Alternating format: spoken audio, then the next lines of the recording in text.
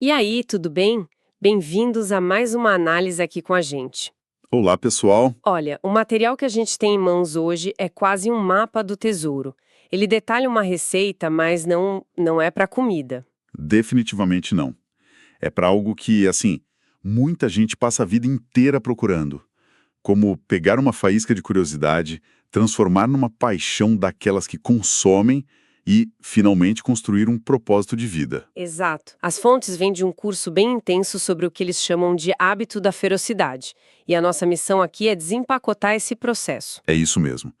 E o que eu acho mais provocador nessa abordagem é que ela vai totalmente contra aquela ideia romântica de que o propósito é algo que você encontra por acaso, sabe? Numa epifania. Sim, como se fosse um objeto perdido. Isso. O material argumenta que propósito não se encontra, se constrói, é um método ativo, deliberado. A gente vai explorar juntos como esse método propõe conectar o que nos fascina, assim, no nível pessoal, Certo. com os problemas que a gente gostaria de ver resolvidos no mundo. E a promessa é que, nessa conexão, existe uma fonte de energia quase infinita. Energia infinita. Gosto da promessa. Então, beleza, vamos começar a desempacotar isso. O ponto de partida, segundo as fontes, é surpreendentemente simples, até humilde. A curiosidade. Exato. O primeiro passo dessa receita é um conceito que eles chamam de brincar nas interseções. A ideia é dedicar de 10 a 20 minutos por dia, só isso, para explorar onde seus diferentes interesses se cruzam. E a palavra-chave aqui é brincar.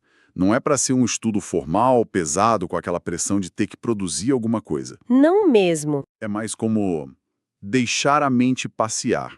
Tipo, se você se interessa por, sei lá, neurociência, história do Brasil e culinária. Uma combinação interessante.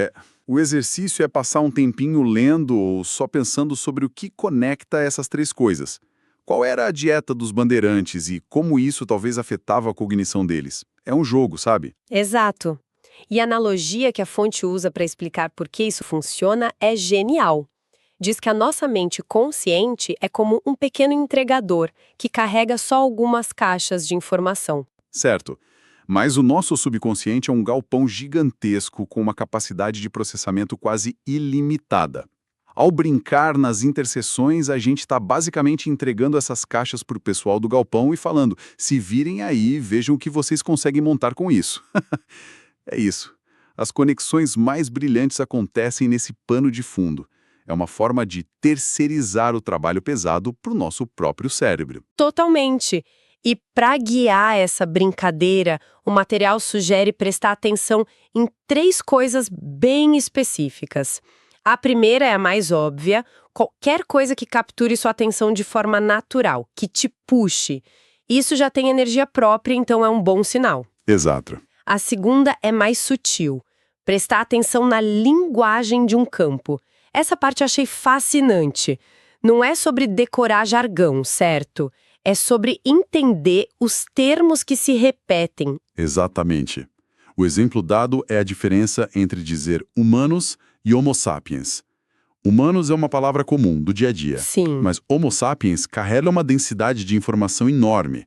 Revela o gênero, a espécie, nossa história evolutiva e até a tradução do latim que é algo como macaco sábio. Uau! A linguagem técnica de uma área não é só para complicar, ela é um atalho para os padrões e as ideias mais profundas daquele campo.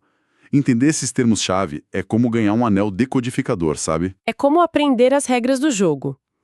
E o terceiro ponto é prestar atenção nas grandes tendências históricas de um assunto. A fonte tem ótima analogia para isso. A da árvore de Natal. Essa mesma. A história de um tema é como uma árvore de Natal gigante. E os fatos individuais, as datas, os nomes, tudo isso são os enfeites. Faz todo sentido. Sem a árvore, os enfeites ficam jogados no chão, sem sentido nenhum. A história cria a estrutura, a narrativa, que permite que a gente pendure as informações e veja como elas se relacionam. E nosso cérebro ama uma boa história. Com certeza. É o que transforma a informação em conhecimento. Sem essa estrutura, a gente só tem um amontoado de fatos. Com a estrutura, a gente começa a ver o quadro geral e, Mais importante, Começa a ter as próprias ideias. isso começa a ter as nossas próprias ideias dentro daquele contexto. E é aí que a jornada começa a ficar mais interessante e um pouco mais assustadora. Com certeza. Porque uma vez que essas ideias começam a surgir, o próximo passo proposto é tirá-las da segurança da nossa mente. Pois é. A segunda etapa é tornar as ideias públicas. Minha primeira reação ao ler isso foi um certo pânico. A gente vive numa cultura que pune o erro publicamente, né? Sim, a ideia de compartilhar um pensamento mal acabado parece um convite ao desastre, ou, no mínimo, à ansiedade. Como fazer isso sem que a motivação seja esmagada pelo medo? Essa é a pergunta de $1 milhão. E a fonte é muito cuidadosa aqui. A instrução é clara. Não se trata de subir num palco e anunciar seus grandes objetivos para o mundo. Menos mal. Trata-se de testar as ideias em estágios, com riscos controlados. É um processo gradual de exposição. E o exemplo que o autor dá sobre isso é muito prático. Ele conta que, quando era jornalista e tinha uma ideia para uma matéria, ele não ia direto para o editor. Não mesmo.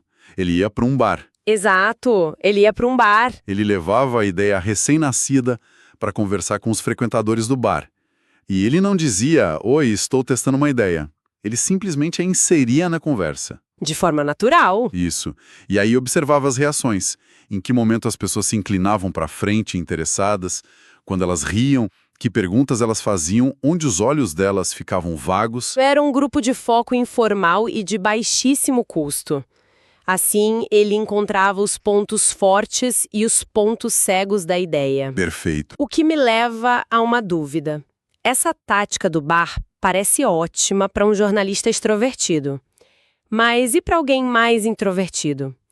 Essa abordagem não poderia ser justamente o que mata a motivação em vez de cultivá-la? É uma ótima observação, e a chave aqui não é o bar em si, mas o princípio por trás, o ambiente de baixo risco. Entendi. Para uma pessoa introvertida, o bar pode ser uma conversa com um único amigo de confiança, ou talvez um fórum anônimo na internet sobre aquele assunto específico. Onde a ideia pode ser julgada pelo mérito dela. Exatamente, sem o peso da identidade pessoal. O importante é o ato de tirar a ideia da cabeça e submetê-la a uma primeira forma de feedback externo, num ambiente que se sinta seguro o suficiente. Faz sentido. A sugestão é começar com estranhos, seja no bar ou online, depois amigos e familiares, e só depois, quando a ideia já está mais robusta. Aí sim. Talvez um post numa rede social, um artigo de blog ou uma palestra. É uma escada de exposição. Precisamente. E o que acontece no nosso cérebro quando a gente faz isso é a parte mais poderosa. O material chama de empilhamento de motivações. É quase como hackear nossa própria biologia. Como assim? Quando a gente compartilha uma ideia e recebe uma reação positiva, um aceno de cabeça, uma pergunta interessada, nosso cérebro libera um verdadeiro coquetel químico. Ah, ocitocina pelo vínculo social, dopamina pela recompensa de ser compreendida, talvez até endorfinas. Não é só um sentimento bom. É um reforço neurológico que diz ao nosso sistema, ei, isso foi ótimo, faça de novo. Nossa, estamos na prática criando um vício positivo em desenvolver nossas ideias. Um vício positivo, exatamente. Gostei disso. Então, essa energia, esse reforço químico que a gente ganha ao compartilhar a paixão que está nascendo, é o combustível que nos leva para a etapa final do mapa. Exatamente. E essa etapa final é o grande salto. Transformar a paixão em propósito. E aqui a fonte faz uma distinção que eu achei um pouco dura, mas muito importante. Diz que a paixão, por si só, pode ser uma experiência egoísta. É uma frase forte. É sobre o eu, o meu prazer, a minha curiosidade. Geralmente a gente vê a paixão como algo inerentemente nobre. Então essa afirmação me fez parar para pensar. É uma provocação deliberada. Mas se a gente pensar bem, faz sentido.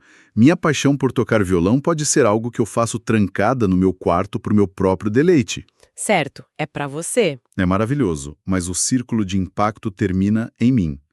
O propósito, segundo essa definição, é o momento em que a paixão se vira para fora. É quando a pergunta muda de como posso curtir mais isso, para como a minha paixão por violão pode servir a algo ou a alguém além de mim. É aí que o eu se transforma em nós. Isso.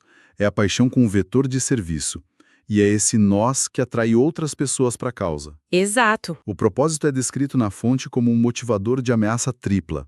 Primeiro, ele nos tira do nosso próprio ego, o que nos torna mais resilientes. Segundo, ele serve como um mecanismo de foco ainda mais poderoso que a paixão. E terceiro, Que talvez seja o mais crucial. exato, ele atrai ajuda. As pessoas são atraídas por um porquê claro e inspirador. Isso me lembra da discussão sobre motivadores intrínsecos versus extrínsecos. Os extrínsecos são dinheiro, fama, status. As coisas de fora. E os intrínsecos são autonomia, maestria e o mais forte de todos, propósito. Exatamente. E o material faz uma conexão muito pragmática com a pirâmide de necessidades de Maslow. Ele nos lembra que as preocupações com segurança, com subsistência, estão na base da pirâmide. Claro. Se essa base não estiver sólida, o medo e a ansiedade gerados por ela podem sabotar qualquer busca por um propósito elevado.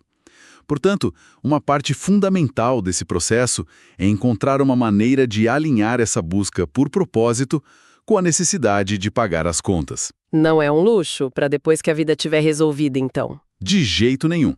É parte integrante da construção de um propósito sustentável. Ok, a teoria é linda. Mas na prática, como se faz essa transição de uma paixão que é sobre mim para um propósito que é sobre nós? Parece um salto gigantesco. Parece. Mas a fonte, de novo, sugere um exercício surpreendentemente simples, quase analógico. Papel e caneta. A instrução é: faça uma lista de 10 a 15 problemas no mundo que te tiram do sério. Coisas que te incomodam de verdade. Isso. Coisas que você adoraria ver resolvidas. Confesso que quando eu li isso, minha primeira reação foi uma certa paralisia. Problemas no mundo. É algo tão grande. Pobreza, aquecimento global. É fácil se sentir pequena e impotente. Totalmente. E esse é um ponto crucial. A chave que a fonte aponta é ser o mais específico possível. Não é resolver a educação. É muito vago. Exato. É talvez criar uma ferramenta para ajudar crianças com dislexia a lerem o seu primeiro livro. Não é acabar com a fome. É reduzir o desperdício de alimentos nos restaurantes do meu bairro. Ah, a especificidade transforma um problema esmagador num desafio mordível. Ótima palavra. Um problema no qual você pode realmente se imaginar causando um impacto. Ok, isso torna a tarefa bem mais factível. Então, depois de ter essa lista de problemas específicos que me incomodam, qual o próximo passo? O próximo passo é voltar ao começo da nossa conversa. Você pega a sua lista de curiosidades e paixões, aquelas que você explorou nas interseções, Certo. e coloca ao lado dessa nova lista de problemas. E então você procura a mágica, onde elas se cruzam, onde a sua paixão única por, digamos, design de games e psicologia comportamental encontra o problema de ajudar adolescentes a desenvolverem hábitos de estudo mais saudáveis. É nesse ponto de encontro que a semente do propósito começa a germinar. Exato. É a interseção, de novo, mas numa escala muito maior. Não é mais a interseção de curiosidades, mas a interseção da sua paixão com a necessidade do mundo. Perfeito. E a fonte dá um nome para o que nasce dessa interseção, um propósito massivamente transformador, ou na sigla em inglês MTP. MTP, Massively Transformative Purpose. Isso.